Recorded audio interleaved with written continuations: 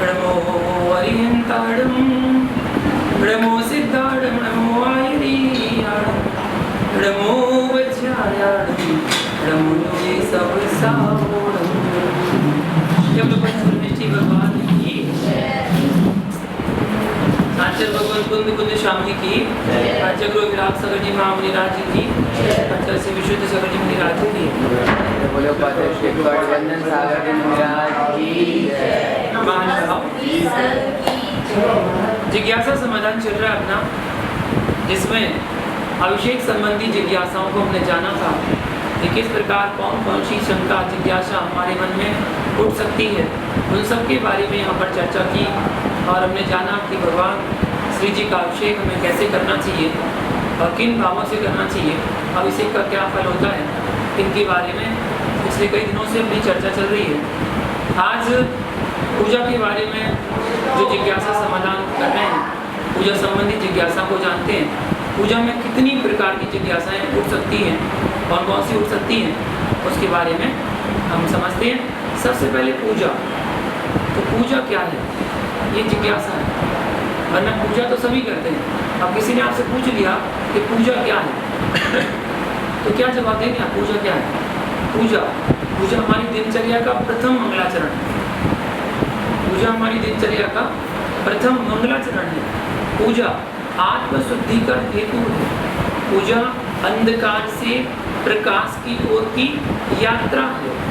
पूजा पूज्य से साक्षात्कार करने का एक मार्ग है। यहाँ तक कि पूजा अंतरहीन प्रक्रिया है जो कि मुक्ति तक चलती है, अर्थात परंपरा से पूजा भी मोक्ष का कारण बनती है। आचार्य गयन साल में आचार्य कुंद कुंद स्वामी से पूछा गया कि दान पूजा का फल क्या है, तो वहाँ पर बताया कि जो जिनेंद्र भगवान की पूजा करता है वो तीनों लोकों में पूज्य बनता है, और जो चतुर्विध संगो 4 प्रकार का दान देता है वह संसार के सभी सुखों को, सारभूत सुखों को प्राप्त करता है। ऐसा एक गाथा के माध्यम से आचार्य कुंद कुंद स्वामी ने बताया है। तो पूजा परंपरा से मुक्ति दिलाने वाली है, मोक्ष को दिलाने वाली है। साक्षात मोक्ष का कारण नहीं है कि आप सोचे कि हम पूजा करें और मोक्ष चले जाएं। नहीं, ऐसा नहीं है। पूजा करने से कोई मोक्ष नहीं गया, आज तक नहीं गया, ना कोई जाएगा। पूजा करने से पुण्य का आश्रय होगा, और जो पुण्य आश्रय करेंगे तो वो आश्रय बंद होगा, और जब पुण्य बंद होगा तो उस पुण्य का उदय भी जरूर आएगा, और पुण्य का उदय आएगा तो उसका फल भी भोगना पड़ेगा। अब आप हंस के भोगते हैं या रो के भोगते हैं वो आपके ऊपर है, लेकिन कर्म का बंध जो होता है, बंध दोनों होते हैं, चाहे पाप का बंध हो और चाहे पुण्य का बंध हो, दोनों ही बंध होते हैं, और वह बंध उदय में आते ही हैं। इस प्रकार पूजा का महत्व हमने जाना कि पूजा जो है वो हमारी दिनचर्या का एक प्रथम मंगलाचरण है, जो हमें हर श्रावक को सुबह प्रातः काल उठकर अपनी दिनचर्या में स्नान आदि करके जिनेंद्र भगवान की पूजा हमें करना चाहिए। पूजा कैसे करते हैं? अगली जिज्ञासा आती है पूजा। अभी तो जाना पूजा क्या है, अब जाने पूजा किसे कहते हैं। पूजा किसे कहते हैं? तो देव शास्त्र गुरु का गुणानुवाद करना, बस इसी का नाम है पूजा। इसका देव शास्त्र और गुरु का गुणानुवाद करना। जिनेंद्र भगवान, जिनवाणी और गुरु, इसलिए सब पूजा करते हैं जब, तो प्रथम पूजा करने का जो विधान है वो देव शास्त्र गुरु, देव शास्त्र गुरु की पूजा ही की जाती है। अब देव शास्त्र गुरु की पूजा में भिन्न भिन्न प्रकार की पूजा बन गई है। कोई केवल रवि किरणों की करता है, कोई अनादिकाल से करता है, कोई प्रथम देव अरद सिद्धांत जो करता है, भिन्न भिन्न प्रकार से। तो वो देवशास्त्र गुरु की पूजा ही है। जो देवशास्त्र गुरु की पूजा नहीं करता है, कोई पंच परमेष्ठी कर लेता है, उसमें वो समाहित आ जाते हैं। कोई नवदेवता की कर लेता है तो उसमें समाहित हो जाते हैं। इस प्रकार देवशास्त्र गुरु पूजा प्रथम पूजा कहलाती है, उसके बाद ही बाकी पूजा होती है। क्यों? क्योंकि देव में अरहंत आ जाते हैं, शास्त्र में द्वादशांग जिनवाणी आ जाती है, और गुरु में आचार्य उपाध्याय साधु आ जाते हैं। इसलिए देव शास्त्र गुरु पूजा अनिवार्य बताई गई है कि जिसने देव शास्त्र गुरु पूजा कर ली उसकी सारी पूजा हो गई। अगर आपके पास टाइम नहीं है तो, आपके पास टाइम नहीं है, समय नहीं है, आपको जल्दी जाना है, उस दिन आप अगर एक पूजा भी करके चले जाएंगे तो आपकी सारी पूजा हो जाएगी। और यदि आपके पास टाइम है, आपके भाव भी हैं, आप ज़्यादा पूजा करना चाहते हैं तो करिएगा, 2 करिए, 3 करिए, 4 करिए, 5 करिए, जितनी करना उतनी करिए। रूढ़िवादी में मत फंसिए, वरना कोई कहे नहीं 2 पूजा नहीं की जाती हैं, 3 पूजा करो, 4 नहीं की जाती हैं, 5 करो। ऐसा कुछ नहीं है।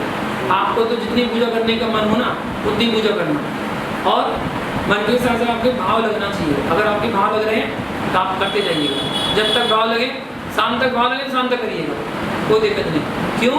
नंदीश्वर दीप में सौदम इंद्र आदि देव परिवार जब जाते हैं तो चारों दिशाओं में जो अकृत्रिम जिनालय हैं, 13 जिनालय हैं, उनमें हर दिशा में 2-2 पहर तक वो पूजा अर्चना करते हैं। 2 पहर मतलब 6 घंटे, तो 6 घंटे एक दिशा में, तो चारों दिशाओं में 24 घंटे, 24 घंटे वहाँ पर पूजा चलती रहती है।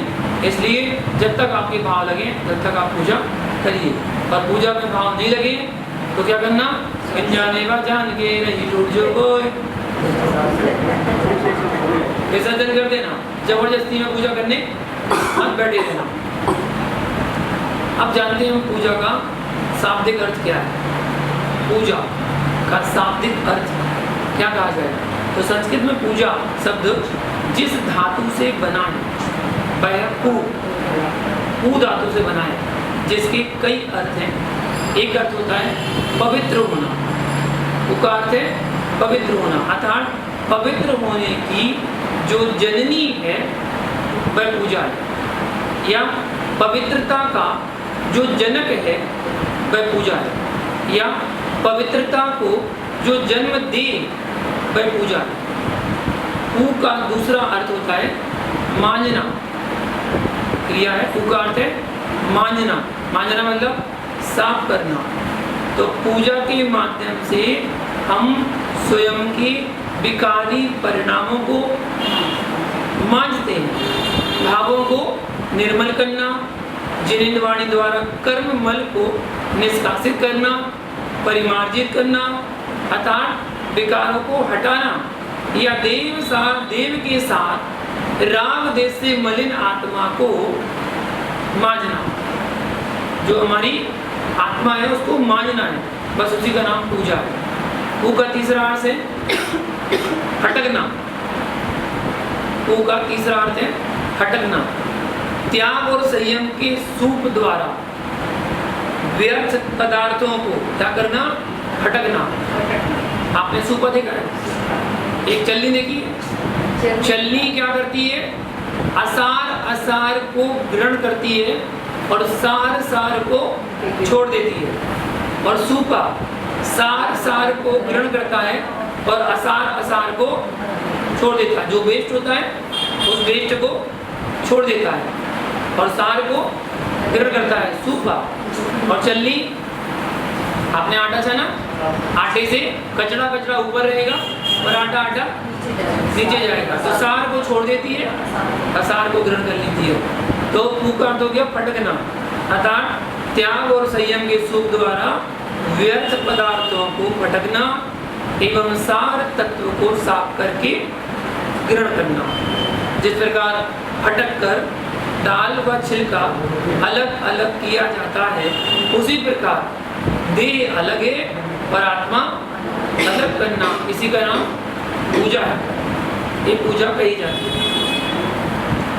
पूजा के और भी नाम होते हैं जो भिन्न भिन्न जगह पर पर्यायवाची के नाम से जाने जाते हैं। आगम में, शास्त्र में, उपदेश में, प्रवचन में, ग्रंथों में, शास्त्र में, कहीं भी इनका अर्थ उपयोग में लाया जाता है। तो पूजा के और भी नाम पर्यायवाची हैं, तो बोले हाँ, कौन कौन है? तो योग, यज्ञ, इज्या, स्पर्या, क्रतु और अध्वर, मख और मह, ये सब पूजा के पर्यायवाची नाम है।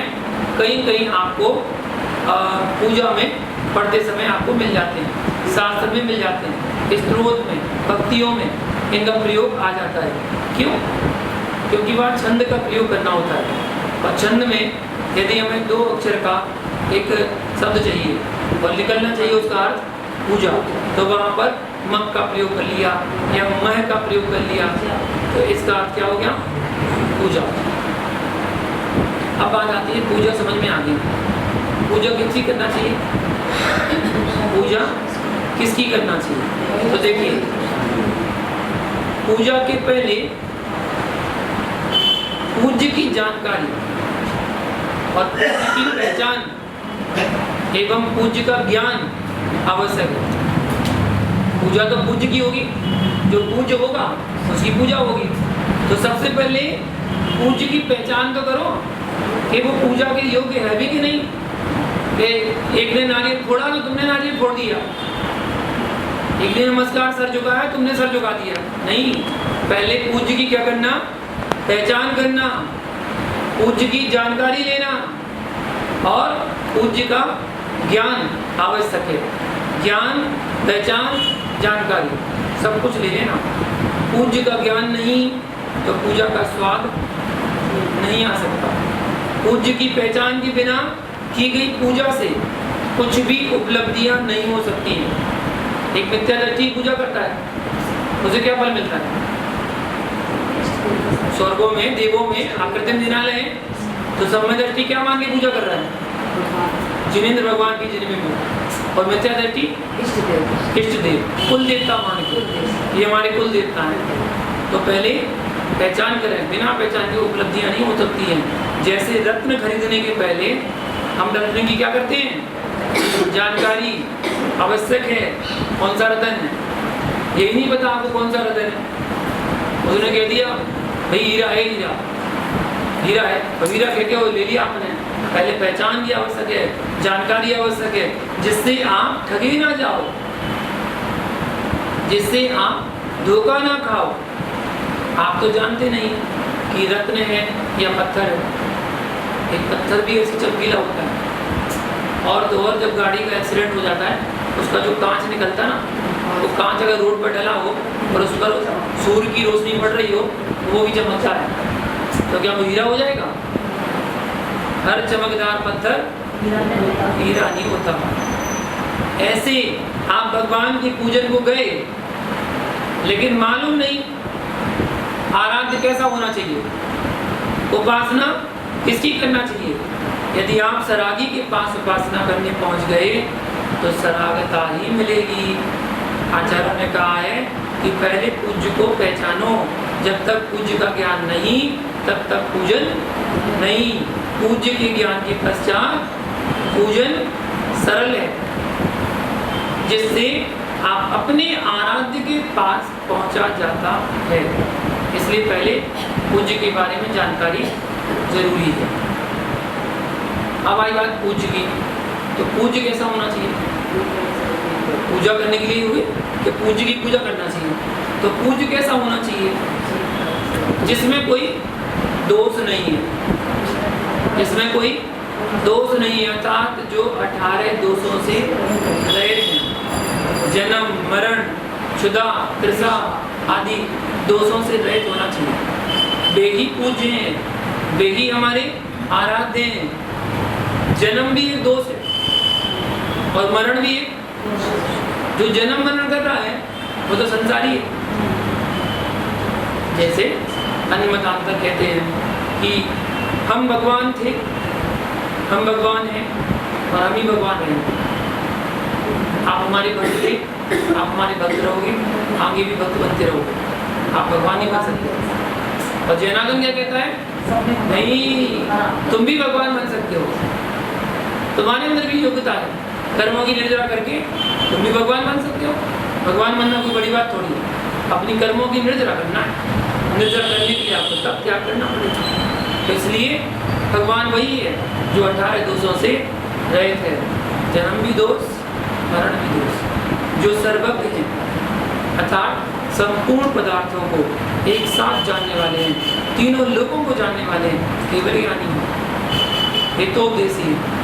बिना स्वार्थ के सभी जीवों को मोक्ष मार्ग का उपदेश देते हैं। ऐसे 3 विशेषणों से युक्त हमारे भगवान वीतरागी, सर्वज्ञ और हितोपदेशी। ये 3 गुण महागुण कहलाते हैं। वे चाहे महावीर में हो और चाहे बुद्ध में हो और चाहे राम रहीम में हो, चाहे कृष्ण में हो, चाहे ब्रह्मा में हो, या विष्णु में हो या ईसा में हो या अल्लाह में हो, वो सब पूज्य हैं जिनमें 3 गुण। इसलिए तो आप बोलते हैं बुद्ध वीर जिन हरिहर ब्रह्मा, या उसको स्वाधीन कहूँ भक्ति भाव से प्रेरित होकर। अगर ये 3 गुण हैं तो हम भक्ति भाव से नमस्कार करने के लिए तैयार हैं। अगर ये 3 गुण नहीं है तो नमस्कार हम नहीं करेंगे, चाहे कोई हो, तीर्थंकर बालक ही क्यों ना हो, तीर्थंकर बालक ही क्यों ना हो, तब भी हम नमस्कार नहीं करेंगे। क्या चाहिए? तीर्थरागता, सर्वज्ञ बना और हितोपदेशी बना। कब आएगा? 13वें गुण स्थान में। 13वें गुण स्थान में जब केवल ज्ञान की प्राप्ति करेंगे तभी हम उनको भगवान कहेंगे, वो हमारे आराध्य हैं। इन गुणों से रहित पूज्य नहीं हो सकता। परमात्मा पूर्णता निर्दोष होता है, दोषवान परमात्मा नहीं हो सकता है। आप लोग भजन गाते हैं, वो पालनहारे, क्या बात है, मतलब भगवान निर्गुण है, भगवान का कोई गुण नहीं है। आप ही तो बोलते हैं वो पालनहारे निर्गुण और न्यारे, मतलब भगवान तुम्हारे अंदर कोई गुण नहीं है, तुम तो निर्गुण हो। निर्गुण का मतलब क्या हो गया? बोलते तो सभी, इसलिए सुनी बातों को बोलो मत, पहले समझो कि हम बोल क्या रहे, सुनो समझो।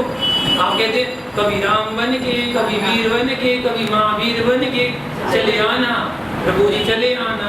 अरे एक बार जब भगवान चले गए, मोक्ष हो गया, वो तुम्हारे लौट के आएंगे दर्शन करने का, दर्शन देने के लिए ऐसे आएंगे क्या?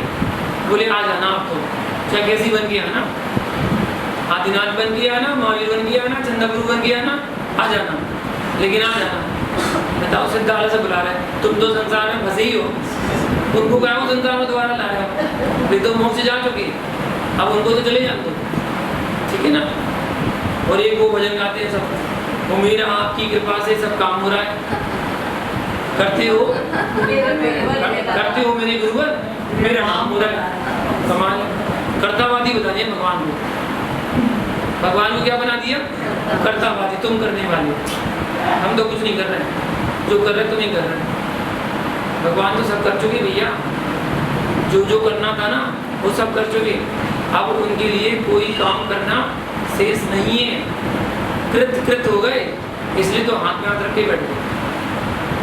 जो कुछ करना था सब कर लिए, अब कोई काम करना बाकी नहीं रहा है। इसलिए हमारे परमात्मा निर्दोष है, अनंत गुणों की धारण करने वाले हैं। तो पंक्ति बदल दो, क्या बोलो? वो पालनहारे अनंत गुण धारे, अनंत गुणों को धारण करने वाले हमारे भगवान होते हैं। चलिए बताइए, पूजा कितने प्रकार की? पूजा कितने प्रकार की? 2 प्रकार की। पूजा कितने प्रकार की? 2 प्रकार की। द्रव्य पूजा, भाव पूजा, ये 2 प्रकार की होती है। द्रव्य पूजा क्या कहलाती है? जल, चंदन, अक्षत, पुष्प, नैवेद्य, धूप, फल, 9 हो जाएंगे, 8। ये 8 द्रव्य चढ़ाकर भगवान का गुणानुवाद करना, और फिर 8 को मिला दिया तो क्या बन गया? अर्घ बन गया। ये कहलाती है द्रव्य पूजा। और भाव पूजा क्या है? अष्ट द्रव्य के बिना मन से जिनेंद्र भगवान का स्तवन करना, स्तोत्र पढ़ना, भजन कीर्तन आदि करना, ध्यान आदि करना, गुणगान करना, बस यही तो भाव पूजा है। इसको क्या कहते हैं? भाव पूजा। तो एक द्रव्य पूजा हो गई, एक भाव पूजा। द्रव्य पूजा करने का अधिकारी कौन है? श्रावक। द्रव्य पूजा करने का अधिकारी गृहस्थ श्रावक। कौन है? गृहस्थ श्रावक है। बहुत से श्रावक प्रमादी होकर के द्रव्य के बिना भाव पूजा करते हैं। भाई कौन धोए, कौन साफ करे, है? हम तो भाव से पढ़ ले रहे, बस हो गया काम। बहुत प्रमाद दिखाते हैं, प्रमादी है। लेकिन भैया श्रावक को नियम से द्रव्य पूजा ही करना चाहिए। द्रव्य पूजा में भावों की मुख्यता है। द्रव्य पूजा तो करना ही चाहिए, और द्रव्य पूजा में भावों की मुख्यता है, भाव सहित करना चाहिए। तो इसलिए श्रावक को तो कौन हो गई, दोनों, द्रव्य के साथ भाव करना। अच्छा, भाव पूजा करने का अधिकारी कौन है? जिसने सभी प्रकार के परिग्रह का त्याग कर दिया है, वह मात्र द्रव्य पूजा के बिना भाव पूजा करता है। मुनि आदि भाव पूजा करने के अधिकारी है। मुनि आदि भाव पूजा करने के अधिकारी की इसलिए कहा है क्योंकि वो सभी प्रकार के परिग्रह के त्यागी हो चुके हैं। अब देखिए, भाव पूजा और कौन कर सकता है? भाव पूजा और कौन कर सकता है? तो हीनांगी, एक मुनि में सबके नाम आ जाते हैं। मुनि में सब समाहित हैं, चाहे वो आर्यिका हो, एलक हो, चुल्लक हो, चुल्लिका हो, कोई भी हो, सभी त्यागी वृत्ति उसमें समाहित हो जाते हैं। तो जब मुनिराज स्तोत्र पढ़ते हैं तो उनकी पूजा हो जाती है, और रोज सुबह उन्हें स्तोत्र पढ़ना होता है, तो भक्ति करते हैं तो उनकी पूजा उसमें हो जाती है। ये कहलाती है भाव पूजा। और कौन है जो पूजा करने का अधिकारी नहीं है? कौन है? हीनांगी, हीनांगी, अधिकांगी। हीन अंग हो गया है या अधिक अंग हो गया है? विकलांग, कोई का हाथ पैर टूट गया है, कट गया है, विकलांग हो गया है। रोगी, बीमारी है, असाध्य रोग है, उठा नहीं जा रहा, बैठा नहीं जा रहा, चक्कर आ रहे हैं, शुगर की बीमारी है, लगे पूजा करने, चक्कर खा के गिर जाएंगे, पता नहीं क्या हो जाएगा। और त्रियंज आदि, जो ये त्रियंज जीव है, वे भी भाव पूजा करने के अधिकारी, क्योंकि ये द्रव्य नहीं चढ़ा सकते, इसलिए क्या करते हैं? भाव पूजा चढ़ने के अधिकारी हैं। जैसे किसी को सूतक लग गया, आटा लग गया, तो क्या करेगा? पूजा करेगा, द्रव्य तो चढ़ानी नहीं है, इसलिए भाव पूजा करके वो अपनी पुण्य का अर्जन करते हैं। पूजा करने का पात्र कौन है? पात्र जो देवशास्त्र गुरु का श्रद्धानी, ठीक है, सप्त व्यसनों से मुक्त हो, भक्षित, अभक्षित, विवेकी हो। क्या भक्षित खाने योग्य और क्या खाने योग्य नहीं है, इतना तो विवेक हो, सदाचारी हो, संतोषी हो, अष्टमूल गुणों का धारी हो, वही पूजा करने का पात्र है। पूजा करने का पात्र वही है। ऐसा नहीं शाम को तो अपना अभिषेक कर रहे हैं और सुबह भगवान का अभिषेक कर रहे हैं, ठीक है ना? इससे तो गलत हो जाएगा। ऐसा व्यक्ति तो भगवान को छूने का भी पात्र नहीं है, भगवान को स्पर्श भी नहीं कर सकता है, अगर ऐसी आदत उसके अंदर है तो। पूजा श्रावक का कौन सा आवश्यक कर्तव्य है? कौन सा? सबसे पहला आवश्यक कर्तव्य है पूजा करना। इस प्रकार श्रावक को पूजा करना चाहिए। श्रावक किसे कहते हैं? जो श्रद्धावान है, विवेकवान है, प्रियवान है, वही श्रावक कहलाता है, ऐसा आगम में कहा गया है। तो पूजा के और कितने भेद हैं, कैसी पूजा होती है, उनके बारे में कल जानेंगे। आज का समय आज के लिए इतना ही। जय बोलो पारसनाथ भगवान की।